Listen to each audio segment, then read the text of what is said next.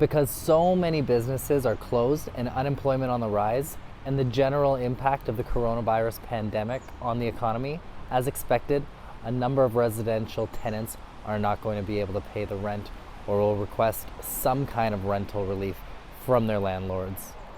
To address this, yesterday the BC government outlined the following restrictions and relief measures for residential tenants and landlords here in British Columbia. There is now a moratorium on evictions for residential tenancies. Any current notices to end a tenancy for non-payment of rent and any current orders of possession in favor of the landlords from the residential tenancy branch are stayed. This means they're not moving forward with those. There are exemptions for extreme cases where there are safety concerns. Evictions for cause are still possible, but the landlord may only evict a tenant for cause in extreme cases where there is safety concerns. Annual rent increases are prohibited for the remainder of this current state of emergency. A new rental subsidy of up to $500 per rental unit has been introduced. This subsidy is going to be paid over the next 3 months directly to landlords through BC Housing.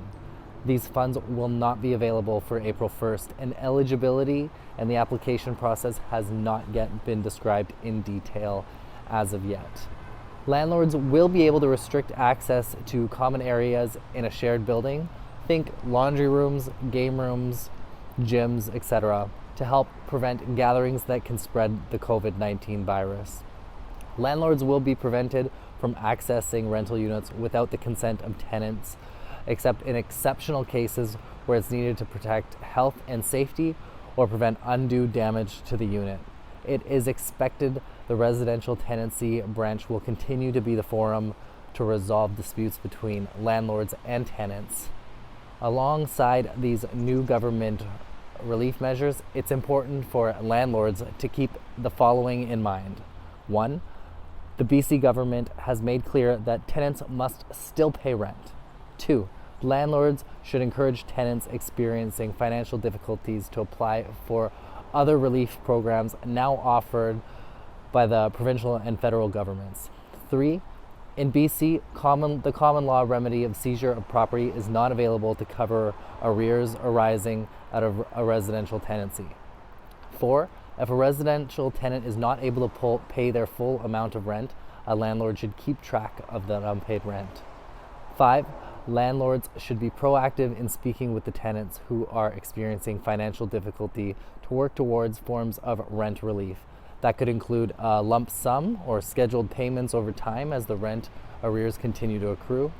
At this time, however, it's not clear how rent arrears will be treated or adjudicated by the residential tenancy branch once the state of emergency in BC is lifted.